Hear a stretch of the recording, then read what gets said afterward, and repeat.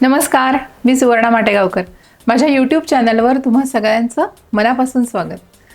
विदर्भातले अनेक पदार्थ मी तुमच्याशी शेअर केले जे मला स्वतःला येत होते. काही माझ्या सासूबाईंनी मला शिकवले होते, काही माझ्या आईनी शिकवले होते, काही माझ्या आजीनी शिकवले होते.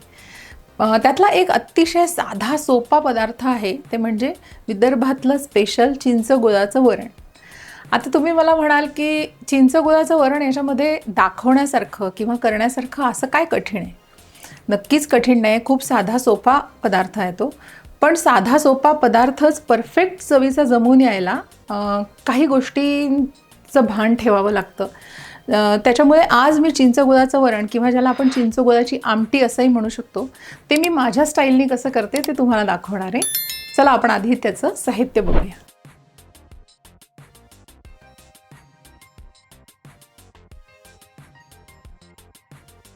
आता चिंच गुळाची आमटी किंवा चिंच गुळाचं वरण करण्यासाठीचं जे साहित्य आपल्याला लागणार आहे ते हे एवढं आहे. ते मी तुम्हाला समजावून सांगते. हा मिसळणीचा डबा आहे, तेल आहे, हिंग आपल्याला लागणार आहे, मीठ लागेल. त्याच्यानंतर आपल्याला कोथिंबीर आणि खोबरं हे आपल्याला वरती गार्निशिंगसाठी आणि आत घालायला सुद्धा लागेल. अर्धी वाटी तुरीच्या डाळीचं हे एवढं शिजलेलं वरण आहे, कारण आम्ही दोघंच जण घरामध्ये सध्या आहोत, त्याच्यामुळे मी एवढंच घेतलेलं आहे. त्याच्यानंतर 3 टेबलस्पून चिंचेचा भिजवलेला कोळ आहे. म्हणजे मी काल रात्री चिंच भिजत घातली होती थोड्या गरम पाण्यामध्ये, सकाळी त्याचा हा कोळ काढून घेतला आहे. हा 3 टेबलस्पून आहे. नंतर ही एक चिरलेली हिरवी मिरची आहे. गूळ पावडर आपल्याला 3 चमचे लागेल, तर ती घेतली आहे. आता ती कमी जास्त तुम्ही करू शकता. या 2 गोष्टी तुम्ही तुमच्या आवडीनुसार कमी जास्त करू शकता. त्याच्यानंतर हा कढीपत्ता आहे. कढीपत्त्याची पानं काढून घालत नाही आहे चिंच गुळाच्या वरणात, कारण आमच्याकडे अशी चिंच गुळाचं वरण खाताना मध्ये तोंडात पानं आलेली आवडत नाहीत, म्हणून मी हे अख्खीच्या अख्खी टाकणार आहे. तर आता आपण चिंच गुळाचं वरण करायला घेऊया. ही स्टीलची कढई घेतली आहे मी, त्याच्याखाली गॅस लावला आहे. आता आपण त्याच्यात थोडं तेल घालूया.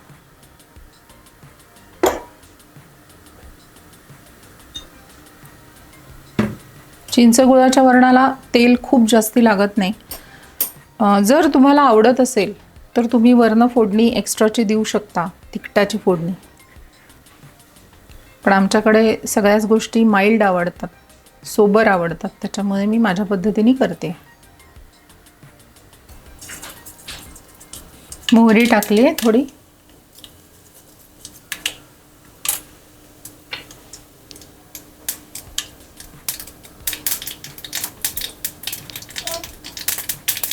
काही हिरवी मिरची टाकली.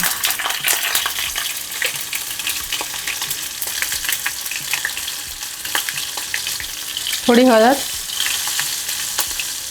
थोडं तिखट. आणि आता हे जे वरण आपण घेतलं हे टाक.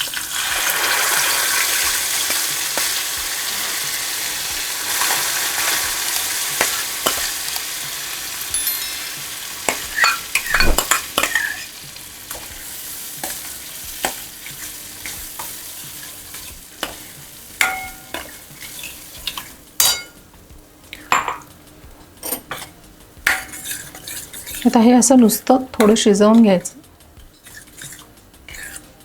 ॲक्च्युली माझ्या सासूबाई चिंच गुळाची आमटी ज्या पद्धतीने करतात ती पद्धत थोडी वेगळी आहे. त्या साध्या वरणामध्येच चिंचेचा कोळ आणि मीठ आणि गूळ पावडर अशी घालून घेतात, पण मी अशा पद्धतीने करते.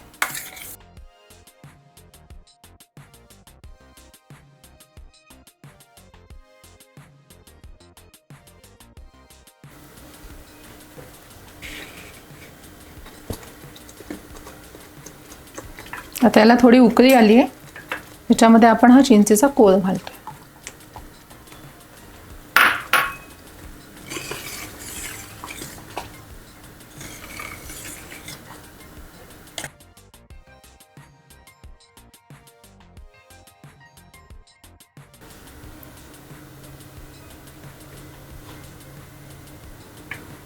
आता याच्यामध्ये ही गूळ पावडर मी घालते. थोडी वगळली आहे मी, साधारण 2 चमचे घातले.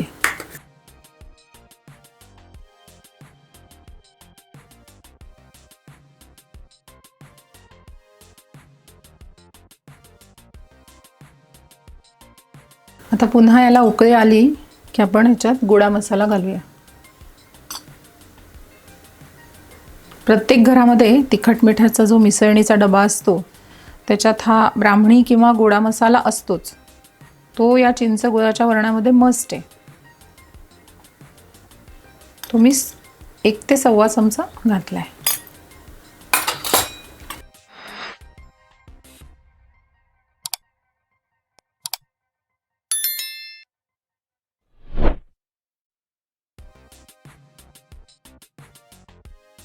मी गॅस बारीक केला आणि थोडं छान ढवळून घेते.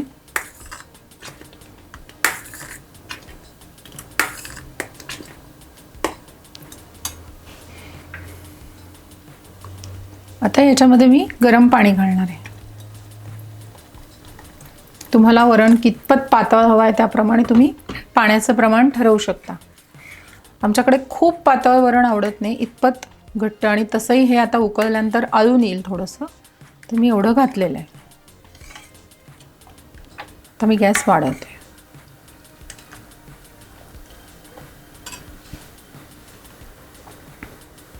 आता हे कितपत आळून येतं आहे याच्यावर मी पाण्याचं प्रमाण ठरवते. अजून जर थोडं घालावंसं वाटलं तर मी घालेन.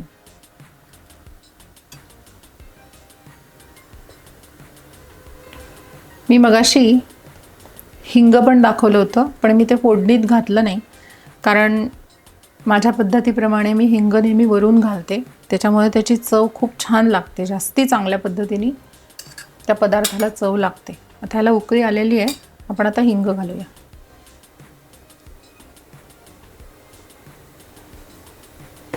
साधारणतः 2 चिमूट हिंग मी घातलेला आहे.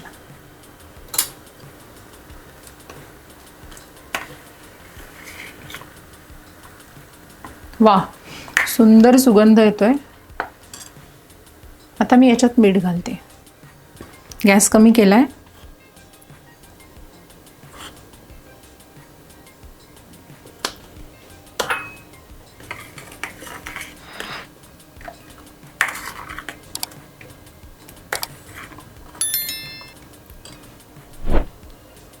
आता हा कढीपत्ता ॲक्च्युली हे पूर्णच घालायला पाहिजे असं तोडून, पण आमच्याकडे परागला, स्पेशली माझ्या नवऱ्याला, असं पदार्थामध्ये कढीपत्त्याची खूप पानं असलेली आवडत नाही. तो खातो, पण त्याला असं, म्हणूनच मी हे वेगळं टाकते. छान उकळू द्यायचे.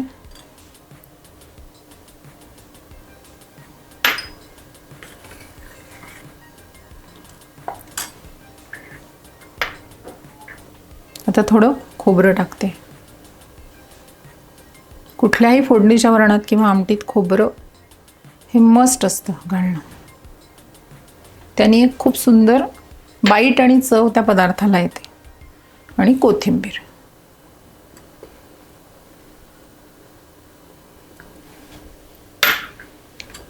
आता साधारण 2 मिनटं तरी ही आमटी उकळली पाहिजे या सगळ्या पदार्थांसकट. आता या स्टेजला आपल्याला 1 मिनिटानंतर वाटलं तर आपण पाणी वाढवू शकतो, पण माझ्या दृष्टीने ही परफेक्ट आहे. या कन्सिस्टन्सीची आमटी करेक्ट आहे. इतकी सुंदर लागते चवीला की नुसता भात आणि चिंचगुळाची आमटी हे एक अख्खं संपूर्ण जेवण म्हणून लोक खाऊ शकतात.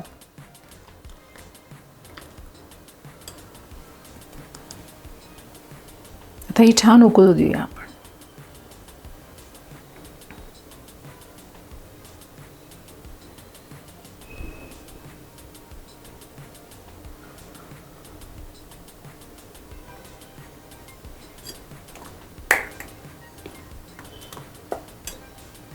आता ही छान उकळलेली आहे आमटी आपली. यातले सगळे जे इन्ग्रेडियंट्स, साहित्य जे आपण याच्यात घातलं ते सगळे एकजीव झालेले आहेत. आता मी टेस्टिंगसाठी परागला बोलवणार आहे. चला, तर असं हे चिंचगुळाचं वरण किंवा चिंचगुळाची आमटी आणि वाफाळता भात असा मी परागला टेस्ट करायला देते. त्याआधी त्याच्यावर छान साजूक तूप, म्हशीचं ते महत्त्वाचं आहे. हो, त्याला गाईचं तूप आवडत नाही. आता तू हे टेस्ट करून सांग. तुम्हाला सांगायला हे मला आवडेल की चिंच गुळाचं वरण हे याला महदप्रिय आहे, पण आता ते कसं झालं आहे हे तो सांगेल.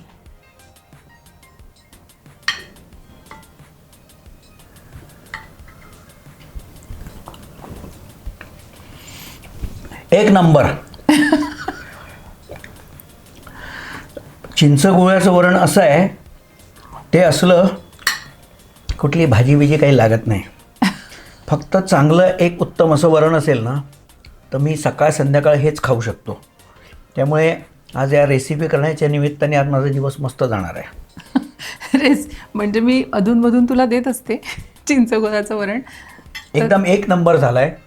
खास नागपुरी स्टाईलचं राहिलेलं आहे, म्हणजे वैदर्भीय स्टाईलचं. एकदम टेस्टी जबरी झाला आहे. थँक्यू. सकाळी नाही तर मी युजली 9:15 वाजता वगैरे भात वरण वगैरे खात नाही, पण आज हे मला एक काय म्हणतात ना त्याला, आवडीची टेम्प्ट गोष्ट झालो मी, टेम्प्ट. आवडती गोष्ट मिळाली आहे. बढिया. Yes. तुम्ही करून बघा, नक्की आवडेल. इच्छा नसताना सुद्धा तुम्ही पण 9:15 वाजता बरोबर खायला बसाल, कारण एकदम झकास आहे. अशा प्रकारचं चिंच गुळाचं वरण तुम्ही पण घरी करून बघा, आणि तुम्ही करतच असाल. फक्त मी आज ते माझ्या पद्धतीने कसं करते हे दाखवलं आहे. तर माझ्या रेसिपीज जर तुम्हाला आवडत असतील तर माझ्या चॅनलला तुम्ही लाईक करा, शेअर करा आणि सबस्क्राईब करा. थँक्यू. एक शेवटचा घास पुन्हा.